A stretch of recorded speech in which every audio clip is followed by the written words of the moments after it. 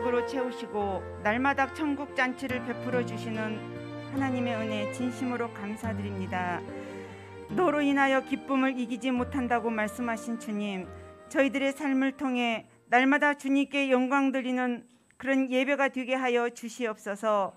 기도 위에는 이른 이유가 나가지 못하리라. 오직 믿음과 오직 기도로 한 주간 풍성한 은혜를 내려주시고 치유의 썸이신 그런 삶을 살게 하시고 말씀 통해 살리는 믿음에 도전할 수 있도록 힘을 주시니 감사드립니다. 전도하기 전에 영혼 사랑하는 마음을 가슴에 주시고 복음 전파 때문에 나를 날마다 낮추는 어린아이 같은 순수한 믿음을 하나님 주시기를 간구합니다.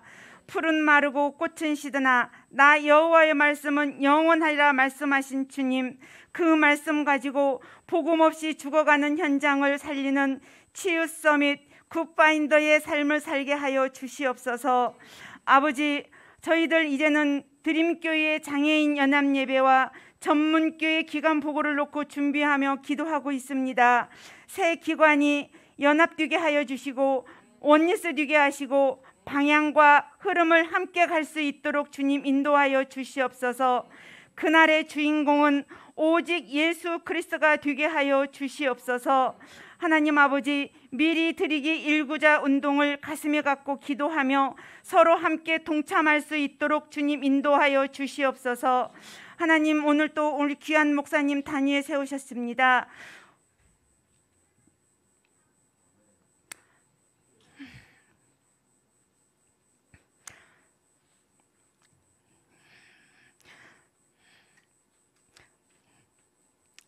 목사님께 갈릭과 같은 그런 체력을 주님 허락하여 주시옵시고 현장 사역에 교회 사역에 함께 할 수 있는 믿음의 동역자가 다 되어줄 수 있도록 주님 인도하여 주시옵소서. 하나님, 우리 이 2부 예배를 통하여 다시 한번 복음이 하나님 내 가슴 속에 깊이 뿌려내려질 수 있도록 주님 인도하여 주시옵소서.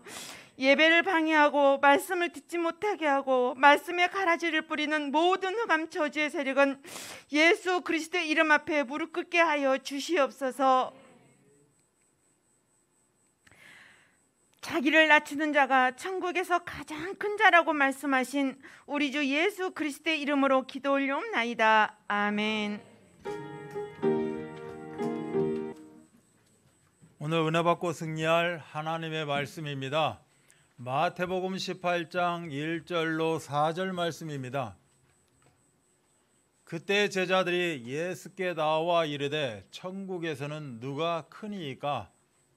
예수께서 한 어린아이를 불러 그들 가운데 세우시고 이르시되 진실로 너희에게 이르노니 너희가 돌이켜 어린아이들과 같이 되지 아니하면 결단코 천국에 들어가지 못하리라. 그러므로 누구든지 이 어린아이와 같이 자기를 낮추는 사람이 천국에서 큰 자니라. 아멘. 다 함께 마태복음 16장 16절 말씀을 근거로 신앙을 고백하십니다. 주는 그리스도시요 살아계신 하나님의 아들이십니다. 아멘. 우리 옆에 분 한번 축복합니다. 승리하셨습니다. 한 번 더 축복합니다. 당신은 영적 정거장입니다. 정거장을 이름하여 플랫폼이라고 합니다. 정거장, 당신과 내가 늘 왔다 갔다 하고 만나고 헤어지고 뭐 이런 게 이제 정거장, 이게 플랫폼 그런 의미죠. 나를 거쳐가는 사람들이 그렇게 많고 또 내가 가는 현장들이 그렇게 많은 거죠. 그 현장관들 가운데서 내가 전도자의 그런 응답을 누려야 되겠다, 뭐 이런 의미가 됩니다. 그래서 그런 전도자의 의미를 우리가 더 누리기 위해서는 우리도 치유를 받아야 되고, 그리고 우리가 치유자로서 삶을 살아야 된다. 근데 치유자는 어떤 치유자냐? 뭐 엉뚱한 이런 치유자가 아니고 이 제대로 된 의사. 그래서 치유 서밋이라는 제목으로 우리가 이제 한번 말씀을 나누기를 원합니다. 그리고 오늘 2부 때 또 한 가지 제목을 붙잡은다면 우리 드림교회 입장으로 치유와 서밋의 교회, 뭐 이렇게 한번 우리가 말씀도 좀 붙잡았으면 좋겠습니다. 그래서 우리 드림교회를 통해서 참된 치유가 일어나는 참된 치유가 있는 그런 서밋의 현장들, 서밋의 제자들이 바로 우리 드림교회 성도들인 줄 믿습니다. 요새 광고에도 보면 서밋이 이렇게 좀 자주 이렇게 나오고 있어요. 최근에도 보면 어떤 광고에 서밋 이렇게 않고 강하게 서밋 해갖고 SUMMIT, 뭐 아파트 이름도 서밋, 빌딩 이름도 서밋, 서밋이라는 말이 많이 나옵니다. 말하자면 유일하다, 탑이다, 뭐 이런 의미가 서밋입니다. 치유에 우리가 독보적인 그러한 존재들, 이게 우리의 정체성이다, 뭐 이렇게 볼 수 있겠죠. 그래서 지금 시대는 치유가 필요한 시대다라고 이야기를 하면서 여러 가지 이제 치유 형태를 우리가 좀 많이 이야기하고 있죠. 그래서 지금 시대가 뭐 이렇게 질병 시대다, 뭐 이렇게 이야기도 하고, 지금 시대는 재앙 시대다, 뭐 지금 시대는 이제 정신병 시대다, 뭐 또 지금 시대는 이제 또 이런저런 우리가 뭐 중독적인 문제가 있어서 중독 시대다. 그래서 우리 뭐 이 현장에서도 이제 그런 경우를 많이 보게 되고, 또 실질적으로 흑암 문화 시대다, 뭐 이렇게 이제 이야기를 하기도 합니다. 그래서 이런저런 어떤 현재 시대상을 이야기하고 있는데, 근본적으로 지금 시대는 치유가 꼭 필요한 시대다. 그렇다면 치유가 꼭 필요하기 때문에 그러한 그 치유가 필요한 사람들에게 치유의 메시지를 줄 수 있고 치유의 답을 줄 수 있는 사람들이 더더욱이 필요하다. 그래서 이제 답 주는 자들, 그게 바로 내 자신이고 우리 드림교회가 그 역할을 감당하기를 원하는 것이 우리 하나님 아버지의 거룩한 뜻과 계획이고 절대 계획이라는 것입니다. 그래서 우리가 그 의미를 갖고 걸어가는 그런 우리의 인생살이는 그냥 인생살이가 아니라 절대 여정이다, 언약의 여정이다, 뭐 이렇게 이야기하는 거죠. 내가 뭐 이렇게 메시지 그냥 종종 이렇게 좀씩 듣고 뭐 잠깐 기도하자고 하면 잠깐 기도하고, 그래서 내 인생에 내가 뭐 별거 없다라고 생각할 수도 없지 않아 있겠지만, 그건 다 세상적인 기준이고 육신적인 기준이고, 실제로 우리가 영적인 그런 말씀을 받고 영적인 기준으로 보자면 우리는 엄청난 사람들입니다. 내 자신을 과소평가해서는 안 되는 것이고, 그렇다 해서 뭐 억지로 과대평가하라, 이것도 문제가 있겠죠. 우리가 내 자신을 정확히 파악하게 된다면 우리는 치유자다. 예수님이 환자들이 있고 병자들이 있기 때문에 그 현장에 의사로 오셨듯이 우리도 그런 현장에 영적 의사로 이런 응답을 다 누릴 줄 믿습니다. 그래서 예수님의 이 공생에 지금 우리가 이제 마태복음을 보고 있고, 마태복음 안에서도 보면 예수님께서 공생의 3년 동안에 많은 현장들을 이렇게 가시게 됐고, 그 현장마다 성경에 보면 그 병자들을 그렇게 만나게 됩니다. 어떤 특정한 한 현장에서만 병자를 만나는 게 아니라 실질적으로 예수가 그리스도라고 많은 사람들 앞에서 확증 지어주는 것이 다 병자들을 치유하고, 그리고 우리 장애인 현장에서 장애인들을 치유하고, 또 영적으로 구원에 이르게 하는 이러한 모습들을 다 보여주면서 예수님이 이 땅에 왜 오셨고 어떤 힘을 가지고 오셨고, 이런 부분들을 다 우리들에게 이제 보여주고 계시죠. 그리고 예수님에게 수많은 병자를 고치시는 것뿐만이 아니라 본인이 가서 직접 이야기를 하고 고치는 부분도 있지만, 정말 내가 치유를 원합니다, 나를 치유해 주세요, 어떻게 보면 요청하는 거, 요구하는 거, 이런 환자들도 한 번도 어떻게 보면 거절함이 없이 일일이 한 사람 한 사람 안수하시고 뭔가에 의해서 기도해 주시고, 한 사람 한 사람을 꼼꼼히 그렇게 대하면서 치유자의 그런 응답을 누리신 겁니다. 오늘 메시지 핵심도 그 부분이죠. 예수님이 이렇게 일일이 빼먹지 않고 일일이 안수하시고 치유의 역사를 일으켰듯이 우리도 치유자로서 현장 가운데서 놓치지 않고 어떻게 하면 한 명이라도 구원의 메시지를 들을 수 있을까? 우리가 처음에 캠프의 시작은 대부분 캠프의 시작 기도 제목이 뭐냐면, 모든 사람이, 내가 지금 생각하고 있는 현장의 모든 사람이 구원의 말씀을 한 번이라도 들었으면 좋겠다. 이게 이제 캠프의 시작이 됩니다. 예수님도 마찬가지로 이 땅에 그 의미가 어떻게 보면 첫 발걸음의 그 신호였을 것입니다. 그래서 많은 사람들이 한 사람 한 사람 그렇게 치유하는 과정, 그리고 절대 거부하지 아니하고 예수님은 그 모든 부분 속에 서밋의 응답을 누리셨다는 겁니다. 왜 이렇게 한 사람 한 사람을 꼼꼼히 하실 수밖에 없었던 이유는 모든 질병은 창세기 3장 아담 이후로부터 창세기 3장 이후로부터 하나님을 떠남으로 말미암아 병들어 고생하는 그런 인생 과정이 분명히 있다. 인생 자체가 병들어서 살 수밖에 없는 그런 여정 가운데 있다라는 겁니다. 그래서 말세적인, 지금 우리가 말세 지말이라고 하는 지금의 말세 시대를 봐도 영적인 병뿐만이 아니라 정신적으로, 그다음에 어떻게 보면 이 병이 있기 때문에, 질환이 있기 때문에 뭔가 고치고자 하는 그런 여러 가지 방법들, 이걸 보고 예수님은 잘못된 치유 방법이다라고 이야기를 하고 있죠. 이런 모든 것들을 통해서 더 악화되고, 시대는 참으로 좋아지고 빨라지고 어떻게 보면 참 고급화되고 있지만, 굉장히 편리해지고 있지만, 실질적으로 이런 질병 문제에 있어서는 더더욱 악화되고 있다. 그러면 이런 모든 것을 보게 되면 역시 복음적 치유밖에는 답이 없다라고 성경도 이야기하고 있고, 우리 또한 그렇게 고백을 하고 있는 겁니다. 그래서 복음적인 치유밖에는 없다라는 전제하에, 결론하에, 그렇다면 우리가 무엇부터 치유해야 되느냐? 영적 치유가 먼저가 되어진다. 오늘 제목이 이제 치유 서밋이고 이 안에 내용이 그런 내용이기 때문에 제가 오늘 이 말씀을 잠깐 좀 이야기하고 가려고 합니다. 우리가 1부, 2부 이제 두 번 말씀을 듣는데, 우리 본 예배 같은 경우는 똑같이 말씀을 전하십니다. 자, 간혹 거기에 예화가 한 가지가 들어간다든가 그리고 똑같이 말씀을 전하시는데, 그리고 뭐 대상자가 좀 다를 수 있죠. 근데 이제 우리는 일부 예배 드리는 분들도 계시고, 또 대상자가 또 조금 다를 수도 있고, 우리가 지금 생각하고 있는 일부 예배 때 이렇게 모시는 분, 또 2부 예배 때 오시는 분, 이렇게 봤을 때는 좀 다를 수 있고, 그래서 나름대로 제가 연구도 하고 나름대로 우리 하나님께 말씀도 구하기도 합니다. 그래서 아직은 정확하게 똑같이는 안 가고 약간 좀 다르게 이렇게 가는 것 같습니다. 그래서 우리가 복음적 치유에서는 영적 치유가 먼저 돼야 된다. 영적 치유가 먼저 돼야 된다라고 생각을 하고 탁 떠올리게 되면, 왜 영적 치유가 먼저 돼야 되느냐? 하나님 떠난 사람의 영은 죽은 영이기 때문에 그렇다는 겁니다. 우리가 다 알고 있는 거죠.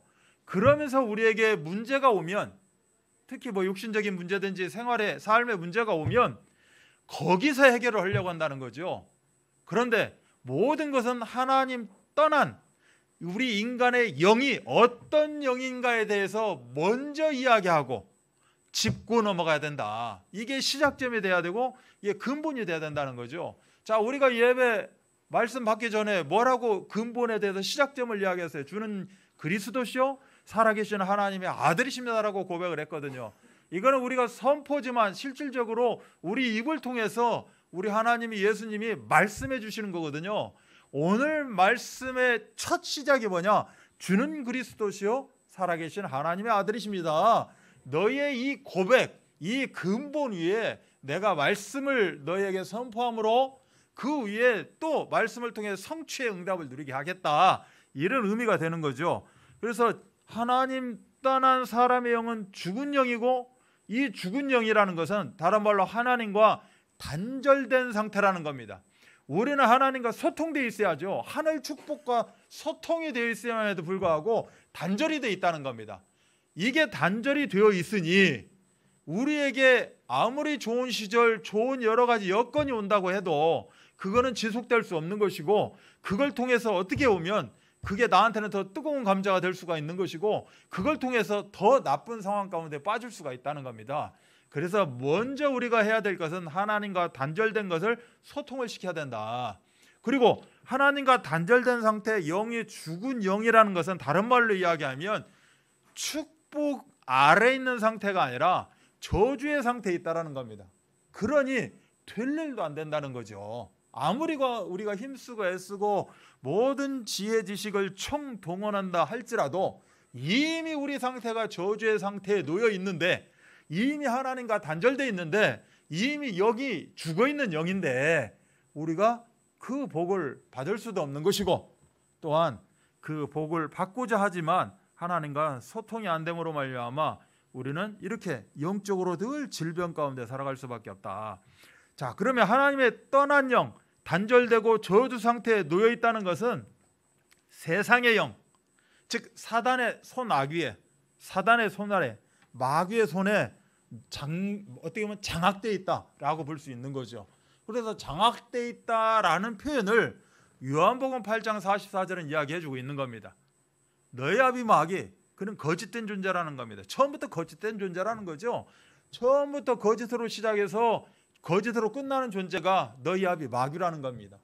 그래서 우리 이게 뭐 아이가 세상에 이제 딱 태어나게 돼서 제일 먼저 하는 행위가 뭔지 아십니까? 거짓입니다.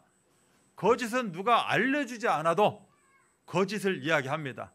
그러면서 좀 영악한 사람들은 앞에 글자를 붙입니다. 선의의 거짓이다 라고 이야기를 하고 그 거짓을 행하고 있는 거죠. 내가 거짓하는 것은 옳은 거고 남이 거짓하는 것은 불륜이 되는 것이고, 뭐 요새 나오는 말로 그렇게 이야기를 하고 있는 겁니다. 이런 각종 영적인 병과 정신적인 이런 질환이 세상 가운데 우리 앞에 어떻게 보면 다 노출되어 있는 거죠. 그래서 이 영적 상태부터 변화시키지 않으면 우리는 모든 질병은 치유할 수가 없고 행복 가운데 놓여줄 수가 없다.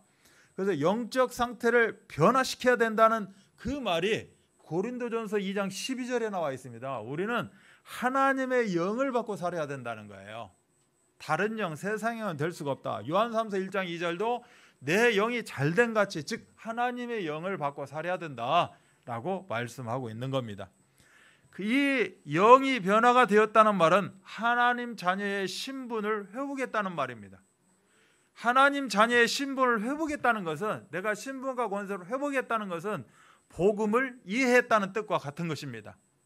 하나님이 복음으로 나에게 찾아오셨고 복음을 통해서 내가 복음을 받아들임으로 말미암아 하나님 자녀가 되는 권세를 가지게 되었습니다. 그래서 능력과 권세가 나에게 있습니다 라고 고백하는 것은 복음을 내가 깨달았다, 이해했다라는 거죠. 또 이 말은 영적 존재가 있다라는 사실, 하나님의 영적 존재가 있는가 하면 반대로 사단이라는 영적 존재가 있다라는 것을 내가 인정하고 깨닫는 겁니다. 또 이 말은 그렇다면 이제는 영적 문제가 있다라는 것을 내가 이해한다는 얘기예요. 굉장히 중요한 얘기입니다. 우리는 그냥 아멘하고 복음하면 끝나는지만 이거를 조금만 확장시키게 되면 우리가 이런 거구나, 엄청난, 우리가 참 잘 살아야 된다, 복음적으로 영적으로, 이것을 우리가 깨닫게 되는 겁니다. 그래서 참된 치유를 받아야 되는데, 참된 치유 시작되는 것, 이것은 바로 하나님이 원하시는 치유가 되는 겁니다.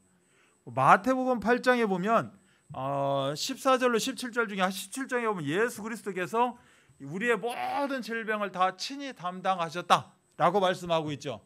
자, 예수 그리스도는 두 글자로 이야기하면 우리는 복음이라고 이렇게 이야기를 합니다. 복음이 우리의 질병을 다 담당했다는 겁니다. 여기서 질병을 친히 담당하셨다는 것은 질병, 육신적인 질병만 이야기하는 것이 아니라 영, 육, 혼, 모든 삶의 환경에 치유받아야 될 수밖에 없는 그러한 질병 시대에 그 질병을 다 예수님이, 복음이 친히 감당을 했다. 그러면 우리 입장에서는 다른 거 다 제껴놓고 복음만 붙잡으면 나의 치유도 일어날 수밖에 없고 이제는 더 서밋의 응답을 누릴 수밖에 없다. 그래서 그 첫 시작을 우리는 뭐라고 이야기합니까? 요한복음 1장 12절로 이야기를 합니다. 그래서 영접하는 자 곧 그 이름을 믿는 자들에게 하나님의 자녀가 되는 권세를 주셨다. 이 말은 나에게 복음이 임했다, 내가 복음을 붙잡았다, 복음을 이해하게 됐다, 깨닫기 시작한다, 이런 의미가 되는 거죠. 그러면 나에게 있는 모든 문제와 질병은 깨끗하게 주님께 던져버렸다, 주님이 감당하셨다, 이런 의미가 됩니다. 그래서 제일 먼저 우리가 붙잡아야 될 말씀은 영적 치유가 먼저가 돼야 된다. 그래서 우리가 지금 말씀 받고 있고 예배드리고 있고 우리가 교회 가자, 우리가 성도님, 집사님, 장로님, 우리가 원리스 공동체, 이런 모든 의미는 나에게 엄청난 축복이고 정말로 내가 꼭 누려야 될 복음인 줄 믿습니다. 이렇게 영적 치유가 먼저가 돼야 되고, 또 우리는 치유를 한다는 목적, 치유를 한다는 이유를 대고 있지만 잘못된 치유들을 많이 하고 있다는 거죠. 내가 예를 들어 가지고 나에게 어떤 우리가 그냥 육신적으로 순수한 어떤 질병이 들어왔어요. 어떤 내가 병을 발견하게 됩니다. 그러면 우리는 제일 먼저 생각하니까 빨리 병을 나서야겠죠. 그래서 병 치유를 생각합니다. 이때 지금 제가 잘못된 치유라고 했을 때 뭐 이상한 약을 먹고 뭘 해서 이게 잘못된 치유가 아니라, 그때 내가 어떻게 반응하느냐, 그때 내가 그럼 이 질병 치유를 위해서 내가 뭐를 해야 되지? 라고 했을 때 먼저 이 영적 치유, 즉 하나님과의 관계성을 회복하려는, 이게 먼저 되지 않으면 모든 것은 무슨 치유가 된다? 잘못된 치유가 되는 겁니다. 뿐만이 아니고 우상과 종교적인 방법을 찾을 수밖에 없다는 거예요. 하나님을 배제해놓고 내가 뭔가 찾기 때문에 무슨 소리 하고 있습니다. 나는 유명한 병원에 갔어요. 나는 어떤 유명한 치유가 된다는 그 약을 먹었어요. 일종의 이것도 하나의 우상이 될 수 있는 겁니다. 나한테 있어서는 목사님 너무 그렇게 몰고 가면 안 돼요 라고 하지만, 우리의 삶은 여러분 펜싱 알죠? 펜싱. 그냥 쉽게 생각하면 펜싱. 둘이 펜싱이 싸웁니다. 펜싱의 끝과 펜싱의 끝이 딱 지금 대고 있는 긴장된 상태입니다. 이 말하자면 눈치 보고 있죠. 이렇게 보고 있다가 어느 순간에 탁탁 찔리면 뺑 소리가 납니다. 몇 점. 그 상황이에요. 내가 툭 안으면 찔리는 것이고, 정신 못 차리면 내가 딱 긴장감 속에 포인트 잡았고 찔르면 내가 하늘 보좌의 축복을 누리는 겁니다. 그게 우리 믿는 자들의 삶이에요. 그런데 딴짓을 해요? 할 시간이 없죠. 여유가 없어요. 여유가. 솔직히 여유가 없습니다. 그러면 또 누구는 저한테 이렇게 이야기할 수 있죠. 복음은 누리는 거라면서 뭘 그렇게 긴장하면서 삽니까? 그분은 제가 복음을 이해를 못했는지는 모르겠지만 그분은 복음을 이해 못한 거예요. 복음은 영적 긴장감입니다.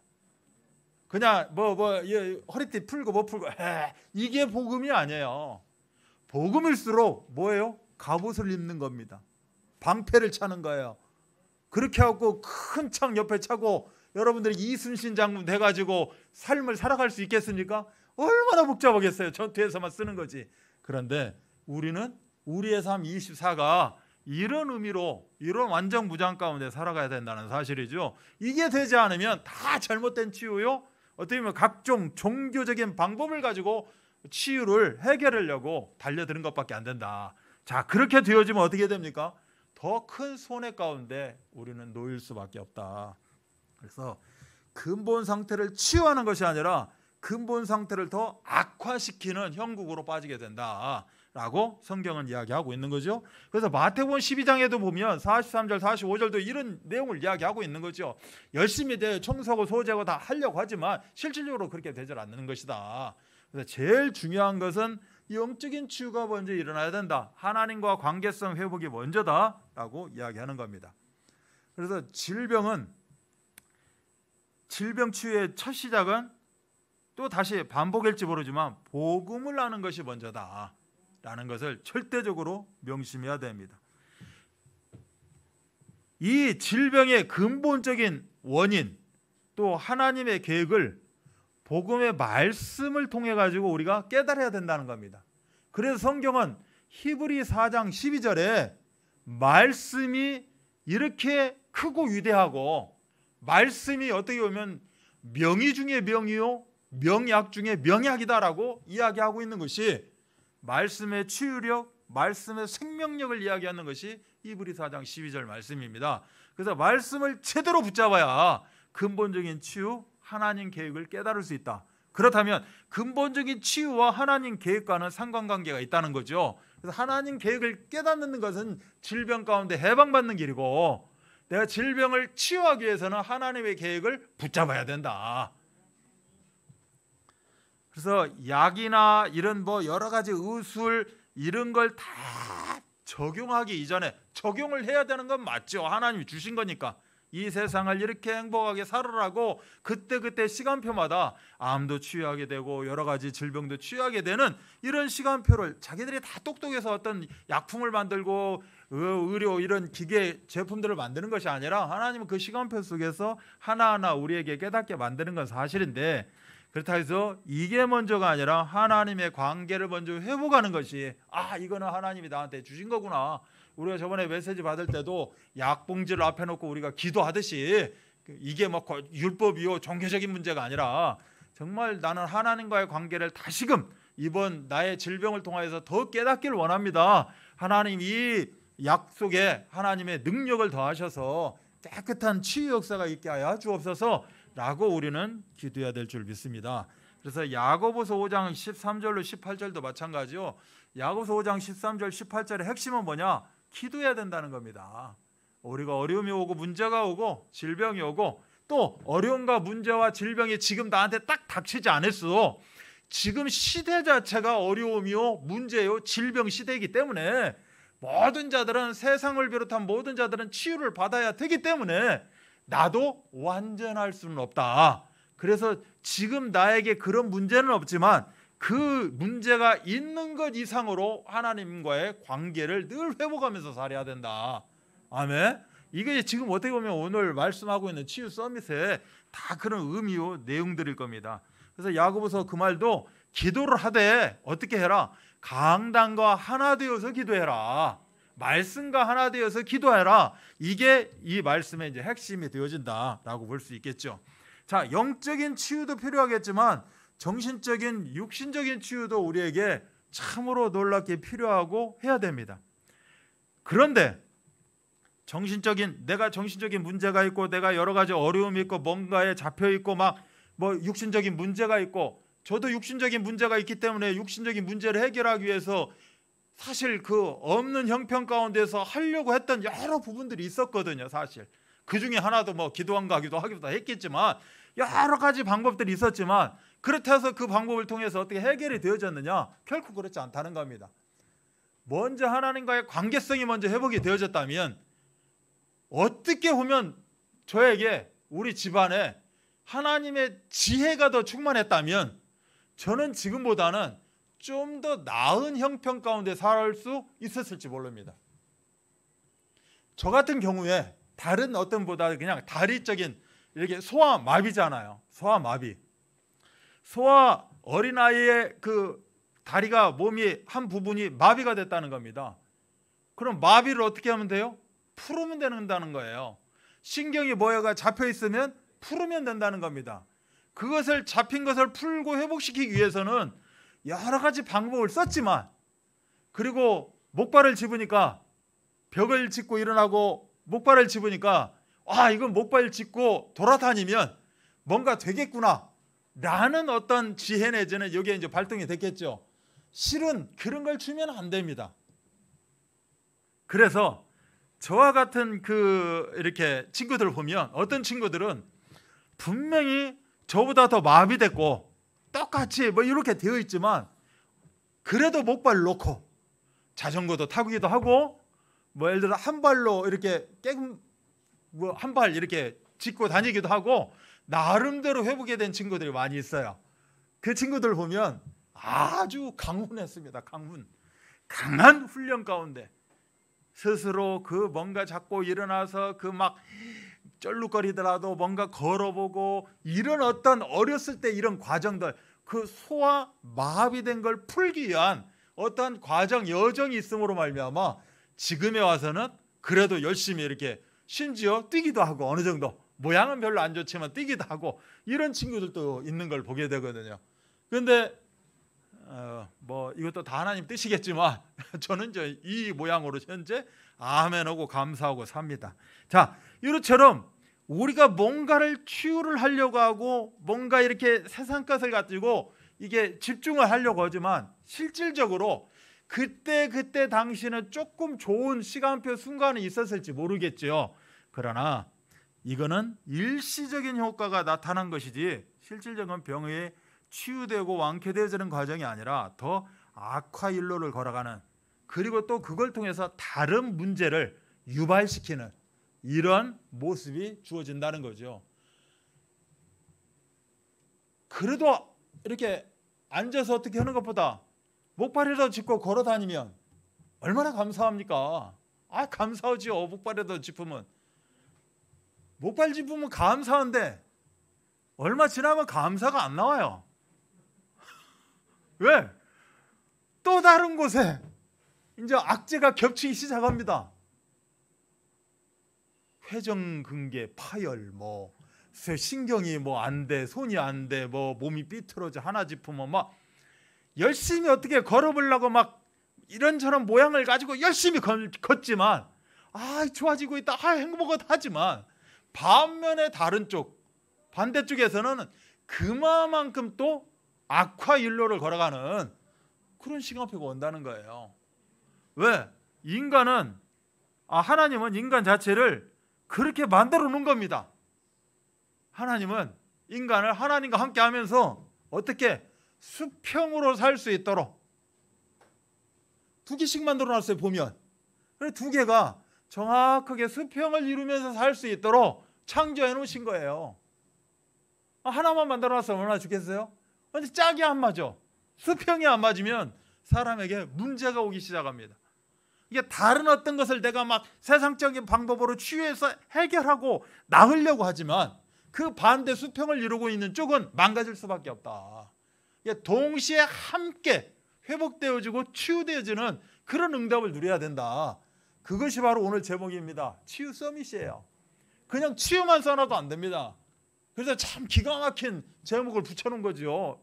치유 서밋이에요. 치유를 하되 완전하게 균형을 이루면서 하나님이 원하시는, 인간을 향한 하나님이 원하시는 그런 치유를 해라 라는 것이 치유 서밋 이 제목이다 라고 생각을 합니다. 그래서 제일 중요한 것은 우리가 계속적으로 은혜를 체험하고 그리고 하나님의 능력을 의지해야 된다는 거죠. 우리는 내가 해서 뭐가 이렇게 좋아졌다고 하면 막 이야기를 합니다. 이 약 먹고 해서 좋아졌다고 이야기를 하지만 그 상대방을 어떻게 보면 현혹시키고 유혹시키는 이야기일 수 있어요. 똑같이 내가 한 군데 어떤 이상한 질병이 들어왔어요. 나는 이거 먹고 나았어요 라고 주장을 하지만 그 사람은 그거 먹고 낫는다는 보장 없습니다. 왜요? 균형이 안 맞아요. 이 사람이 가지고 있는 상태, 이 사람의 형성되어 있는 그런 모든 그 상태와 이 약이 안 맞을 수가 있는 겁니다. 똑같은 문제가 생겼지만 안 맞는다는 거예요. 그래서 우리는 정확한 참된 치유를 해야 된다. 그 참된 치유가 어떻게 일어나느냐? 복음을 통해서 일어납니다. 근데 복음이 나한테 어떻게 와집니까? 내가 잠자는데 꿈속에서 복음이 나를 찾아옵니까? 내 밥 먹는데 식당에 복음이 찾아옵니까? 무엇을 통해서 일어나느냐? 전도 역사를 통해서 일어난다는 겁니다. 그러니 내가 가지고 있는 이 복음은 너무나도 귀한 건 맞지만 나에게 가지고 있고 내가 전달하는 이런 어떤 사명감이 있는 시대적인 미션을 실천하고자 하는 이 사람에게 있는 복음은 엄청난 파워력이 있는 거죠. 이 전도 역사를 통해서 한 생명이 살아나는 거고 한 시대가 회복이 되는 거고 한 가문이 살아나고 엄청난 겁니다. 사도 바울 하나가 살아났는데 12제자 그 살아났는데 성령 충만으로 그들이 없었다면 또 다른 사람 돌들로도 하나님은 사용을 하셨겠지만 그들을 통해서 지금 우리가 복음을 받고 이걸 또 복음을 이야기하고 아멘하고 또 이렇게 하고 있지 않겠습니까? 그래서 여러분이 지금 가지고 있는 이 복음, 또 여러분이 그렇게 사모하는 전도의 역사, 이걸 통해서 치유 서밋은 그대로 일어나고 우리들에게 귀한 응답을 하나님 허락하시기 때문입니다. 하나님 없는 사람의 이 모든 치료 행위, 다시 한번 말씀드리면 더 큰 손해를 입힐 수 있다. 저는 입힐 수 있다 이렇게 이야기를 하지만 성경은 입히게 된다라고 지금 우리들에게 보여주고 있습니다. 제가 아직도 조금 믿음이 약해서 있을 수 있다라고 하는지는 모르겠지만 100% 우리는 그렇게 될 수밖에 없다. 그래서 먼저 영혼을 살리고 또 내 이 혼적인 부분, 마음과 생각이 하나님의 말씀으로 온전해질 때, 왜? 말씀 자체를 주신 이유는 말씀을 받는 자들이 온전해지기를 원해서 성경을 기록하게 했고 말씀을 우리한테 줬기 때문에 이 말씀을 붙잡는 이런 시간표, 우리의 그 하루의 시간표 속에서 말씀을 생각하고, 아까 장로님처럼 뭐 말씀 제목이 기억 안 난다 그러면 아이고 두야할 게 아니고 보면 됩니다. 그런데 안 봐서 문제죠. 문제는 아이고 내가 이렇게 건망증이 심해, 왜 이렇게 나는 이래, 이게 문제가 아니고 그걸 깨달았을 때 안 보는 사람이 문제인 겁니다. 내가 알았는데 안 보는 거예요. 현실을 직시했는데 그걸 무시해버리는 것이 문제지 상관없습니다. 어떤 사람이 5초밖에 기억이 없어요. 4초 59초에 한번 보면 됩니다. 4초 59초가 아니라 4초 59에 한번 보면 됩니다. 5초가 지나가기 전에. 그러면 또 5초가 유지가 됩니다. 그걸 보고 뭐라고 그래요? 인생살이라고 합니다. 이게 회복의 길이에요. 치유의 길인 거예요. 하루하루 내가 그만큼 하고 또 가고 또 가고 또 가는 것이. 그래서 모든 병에는 분명한 하나님의 계획이 있다. 이거를 아예 확증하고 사시면 됩니다. 오늘 어떤 정말 뭐 안 좋은 문제가 생겼다. 아, 이것도 하나님의 계획이다. 자, 그러면 하나님의 어떤 계획이 숨겨져 있는가? 제일 먼저 우리는 돌아가는 게 뭐죠? 영적 치유로 가야 됩니다. 자, 그러면 이번 주 말씀이 뭐였지? 보면 됩니다. 기억이 안 나네? 넘어간다가 아니고 보면 돼요. 또 확인해서 그렇구나. 내가 이 문제를 영적 치유, 하나님과의 관계성이 시작이다라고 먼저 생각을 하고 말씀을 보게 되면, 아니 빽빽이 기록된 거 이걸 언제 다 봅니까? 아닙니다. 하나님이 깨닫게 하십니다. 그 중심이라면 분명히 하나님은 말씀을 주실 것이다. 그래서 내가 들었던 메시지가 생각나게 하시고 그걸 통해서 우리는 하나님의 계획을 깨닫게 되고, 이 하나님의 계획을 깨닫는다라는 것을 보고 우리는 성령의 인도를 따라간다. 말씀이 이끄는 삶을 살아간다라고 이야기하고 있는 거죠. 그래서 이렇게 되어지면 치료되는 것뿐만이 아니라 치료 안 돼도 하나님께 영광을 돌리는 것입니다. 치료가 안 됐는데 어떻게 하나님께 영광을 돌립니까? 그건 제가 지금 뭐라고 이야기를 못해요. 하나님께 영광 돌리는 거 맞습니다.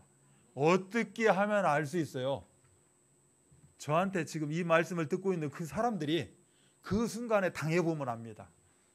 제가 거기까지는 이야기를 못하겠고, 당해보면 그 순간이 오게 되면, 아, 그렇구나. 나에게 이렇게 어려운 문제가 됐는데 이 문제가 해결이 안 됐는데 내 입에서는 뭐가 나와요? 하나님 감사합니다 소리가 나와요. 그건 그때 가서 여러분이 체험하시기 바랍니다. 그래서 마태복음 8장 17절 금방 말씀드렸던 이 의미도 예수님께서 이 모든 질병, 즉 세상의 모든 하나님 떠난 문제, 거기서 파생되어진 여러 가지 사건 상황을 우리 하나님이 예수 그리스도를 통해서 다 책임지셨다. 책임지게 하셨다. 그래서 십자가가 그렇게 위대한 겁니다. 그런데 십자가만 있으면 고통이요 눈물밖에 생각나는 게 없습니다. 그래서 우리에게는 부활이 있습니다. 그래서 우리 복음 만난 우리 교회에서는 그 눈물 속에서 한 주간 너무 고통 가운데 살까 싶어가지고 십자가 이야기를 안 씁니다. 고난주간이에요. 고난주일이에요. 오늘부터 새벽기도 계속 해야 되고 뭐 금식해야 되고 뭐 릴레이 금식을 하고 이런 이야기 안 씁니다. 스스로 깨달은 자들은 합니다. 축복을 알고. 근데 우리는 않죠. 아직 덜 깨달았는가 봐. 자, 분위기가 그렇게 형성이 됩니다. 하는데 왜 이야기를 안 하느냐? 부활이기 때문에. 네. 그래서 다 끝난 걸 가지고 또 두 손 들고 옵니다. 펑펑 막 또 그 우울함 속에 팍 빠질까 봐 싶어가지고 그 이야기는 않지만, 오늘 이게 특성처럼 뭐 바돌로면지 뭔지 그 길, 예수님이 따라간 그 길을 이제 노래로 이야기한 건데, 그 길을 지금 이야기했을 뿐이지 그 노래를 부르는데도 원래 노래를 감철나게 못 불러서 그런지 어쩐지는 모르겠지만, 제 영적 상황이 그런지는 모르겠지만 그 예수님 골고다 언덕길을 십자가 메고 지어가는 모습이 하나도 안 그려져 가지고 내가 그만큼 삭막해졌는데 나는 너무 부활 속에서 사는 건가?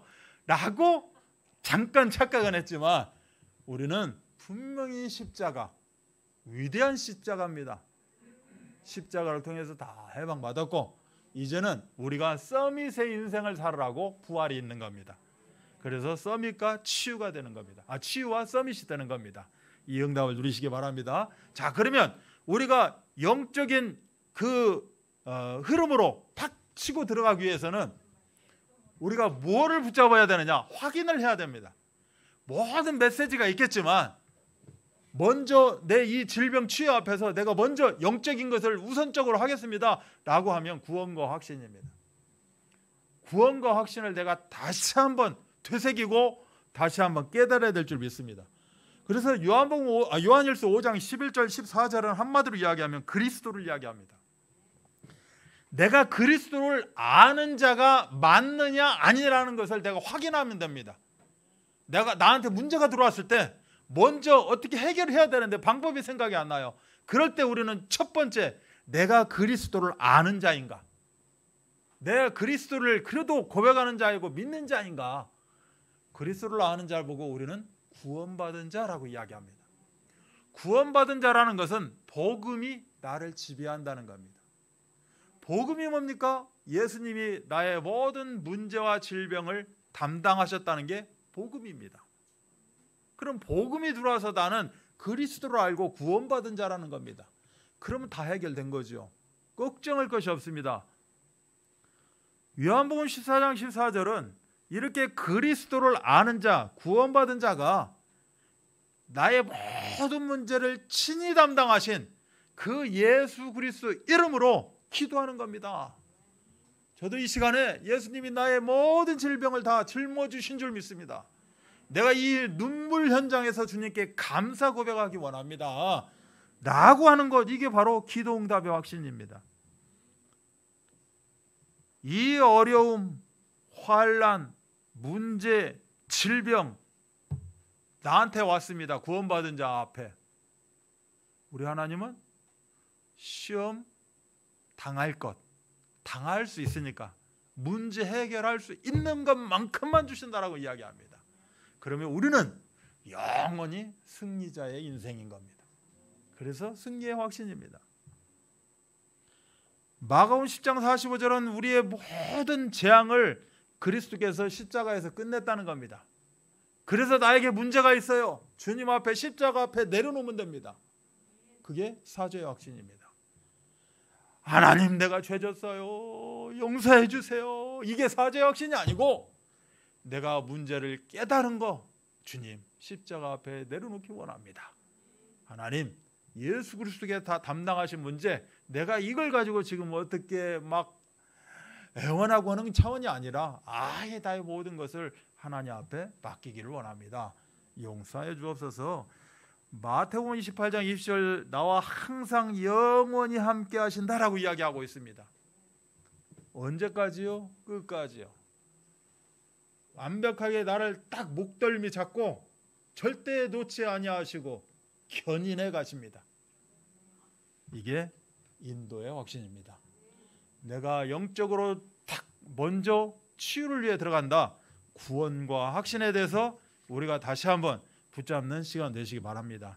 그래서 정말 실질적으로 이제 강단과 또 나에게 성령 충만을 놓고 우리가 기도하면서 실질적으로 성령 충만이 되어졌을 때 우리의 믿음의 선진들이 어떠한 응답을 누리게 되었는가, 그런 부분을 우리가 성경 속에서 좀 찾아서 읽고 또 그런 성경 구절이 나오면 좀 메모도 해놨다가 언제 꼭 필요할 때 있습니다. 예수님 치유한 어떤 그런 장면들 나오면 특히 우리 드림교회 이런 현장에서는 다 표시해놔야 됩니다.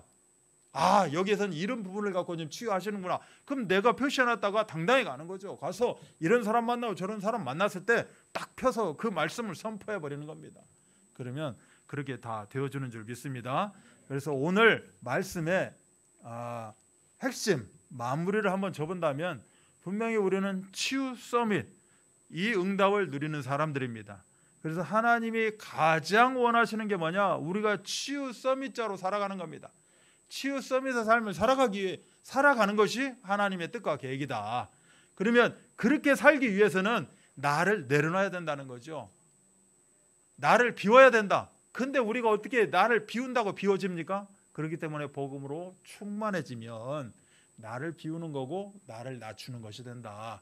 항상 창세기 3장 15절 그 여자의 후손 대신 예수 그리스도를 꼭 붙잡는 삶, 이것이 지금 성경 66권 속에서 계속 풀이해서 나오는 겁니다. 나는 지혜가 없고 나는 미련하기 때문에, 나는 잘 깨닫지 못하기 때문에 강단을 통해서 예수 그리스도의 복음의 메시지가 강단 성경 66권의 전체를 향해서 하나하나 되짚어져서 우리에게 선포가 되어주고 있다. 그러면 그걸 붙잡고 우리가 승리자의 삶을 살아가는 것, 이것이 하나님의 최고의 절대 가치가 된다. 내가 이렇게 깨어나고 내가 살아났듯이 우리 하나님이 원하시는 게 있습니다. 하나님이 원하시는 게 뭐냐? 우리가 말씀 받은 사람들은 다 받은 내용입니다. 하나님이 제일 원하시는 것, 그런 사람들에게 일보다 사람이다 라고 말씀을 받았습니다. 일보다 사람이다. 내가 주의 일을 한다, 내가 어떤 일을 한다, 내가 열심히 헌금한다, 내가 열심히 뛰어다닌다, 내가 열심히, 이것보다 우리의 초점은 어디에 맞춰져 있느냐? 사람이라는 겁니다. 아무리 세상에 이것저것 뭐 좋은 거 많다 해도 우리의 관심은 뭐다? 사람입니다. 왜 그렇습니까? 그 사람을 향한 하나님의 사랑이 있기 때문에 그렇습니다. 그래서 요한복음 3장 16절에 하나님이 세상을 너무너무 사랑해서 독생자를 주셨고 이 독생자를 통해서 한 영혼 구원하기를 원하신다. 그래서 한 사람 한 사람이 우리의 포인트가 돼야 된다는 거죠.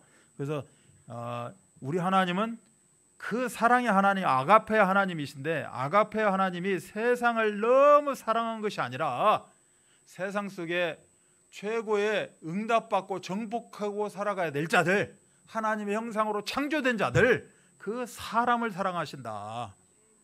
그리고 그 사람들을 멸망의 도가니에 빠지는 것을 원하시는 게 아니라 영생을 얻게 하신다.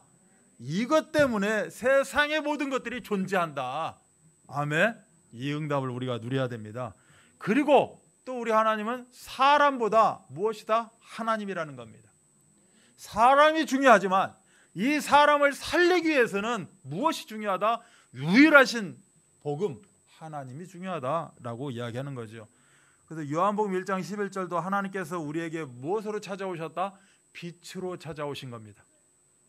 예수님이 누구시다? 하나님이십니다.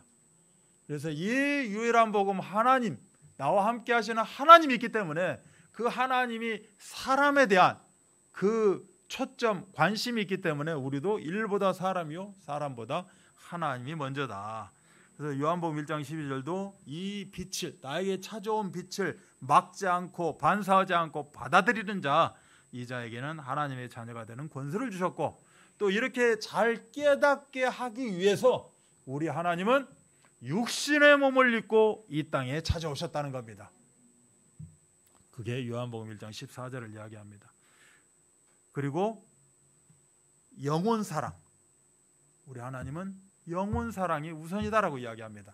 그래서 한 영혼의 절대 가치가 이것이 되는 겁니다. 우리가 이렇게 하나님의 사랑을 알고 하나님이 어떤 존재인지를 알고 하나님의 계획을 깨닫게 된다면 우리의 모든 것은 어디로 향해야 되느냐? 영혼 사랑으로 향해야 된다. 영혼 사랑 때문에 내가 헌신할 수 있고, 그 영혼 사랑 때문에 내가 나를 죽일 수 있고, 영혼 사랑 때문에 내가 정말 울분 가운데 있을지 몰라도 그 울분을 식힐 수 있는 것이고, 늘 영혼 사랑 가운데 있기를 바랍니다. 그 영혼인들이 어디 있습니까? 세상에 있습니다. 세상. 그래서 세상에 있는 모든 영혼에 대한 계획을 우리가 붙잡는 그런 시간표 되기를 바랍니다. 이거를 어떤 식으로까지 해야 되느냐? 어떤 의미로까지 받아들여야 되느냐? 요한복음 13장의 세족식에 대해서 이제 이야기를 합니다. 그래서 예수님이 몸소 무릎을 꿇고 허리를 굽혀서 그 제자들의 발을 씻겼던 그 겸손, 그런 섬김, 그런 사랑, 이 본을 보여주신 대로 그 세상에 있는 영혼을 향해서 우리는 한 사람 한 사람, 그래서 2, 3, 7 모든 자 하나도 빼놓지 않고 237에 있는 모든 영혼들이 하나님의 말씀을 듣는 시간표로 우리가 하나하나 오게 만들어야 된다. 그래서 4월 18일 날도 이 의미인 겁니다. 우리가 전체로 한번 우리 식구들 한번 다 모여서 예배 드립시다. 이 의미는 맞는데 궁극적인 것은 영혼 사랑이고, 모든 자들이, 이 근동에 있는 모든 자들이, 우리 예원 드림을 향해서 하나님이 계획해 놓은 모든 자들이 정말 그날이 마지막 날이다, 마지막 날이다 생각하고 한번 내가 예배 이 사람과 함께 하겠다 라고 해서 그 영혼을 초청하는 날이 바로 4월 18일입니다. 우리 요한복음 21장 15절 18절에 보면 어느 정도입니까? 베드로가 도망간 상태입니다. 제자들이 도망간 상태예요. 그 현장에도 찾아오셨다는 거죠. 나를 힘들게 하고 나를 무시하고 나를 업심여기고 그리고 또 뺑소니를 치고 도망간 그 현장을 찾아갔다는 겁니다. 아유, 저 인간 도망갔네 하고 끝나는 것이 아니라, 그 현장 찾아가서 보복을 하는 것이 아니라 그 영혼이 불쌍히 여김으로 말미암아 그들을 책망하지 않고 영혼 사랑의 극치를 보여주시게 됩니다. 그래서 오늘 우리 말씀을 통해서 강단 말씀을 통해서 말씀해 주셨듯이 복음 공동체, 언약 공동체가 그렇게 중요한 것이다.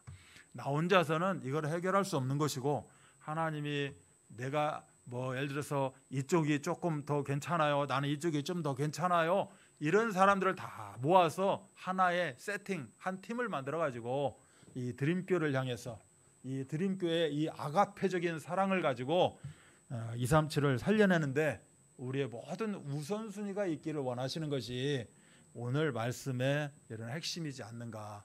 그래서 이것 때문에 우리는 겸손해져야 하고, 이것 때문에 정말 낮은 곳에 찾아가야 되고, 이것 때문에 내 시각을 바꾸고 복음적인 시각으로 바꾸는 것이고, 이것 때문에 어떻게 하면 우리가 서로 윈윈 할 수 있을까. 지금 당장은 윈윈은 안 돼도 나는 죽더라도 저 사람은 윈 시켜주자. 그러다 보면 언젠가는 윈윈의 시간표가 올 것이다 라고까지 하는 그런 원리스 메이커, 그런 복음 공동체, 언약 공동체, 아가페 공동체 되시기를 주 예수 그리스도 이름 받들어 축복합니다. 아멘. 하나님 아버지 감사합니다. 저희들에게 아가페의 사랑이 무엇인지, 복음 공동체가 무엇인지, 하나님의 절대가치, 한 영혼의 절대가치가 무엇인지에 대해서 말씀을 들었습니다.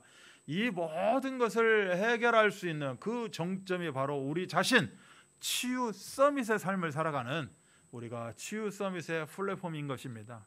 우리에게 참으로 오고 가는, 우리와 함께하는 모든 만남과 현장 가운데 내가 영적인 플랫폼답게 그들에게 평안을 주고 위로를 주고 그들에게 해답과 정답을 주는, 그래서 그들 스스로 응답을 찾아내는 그러한 시간표를 누리게 하여 주옵소서. 모든 문제를 해결하신 우리 구주 예수 그리스도의 은혜와 하나님의 사랑하심과 성령 역사하심, 하나님이 원하시는 하나님의 계획, 하나님의 모든 방향을 다시 한번 붙잡기를 소원하는 우리 귀한 성도들 머리머리 위에, 이제는 우리 각자가 치유 서밋자로서 하나님의 모든 계획을 성취할 성취자의 절대 여정 가기를 원하는 우리 귀한 제자들 모든 환경 속에 지금부터 영원토록 함께 계실지어다. 아멘.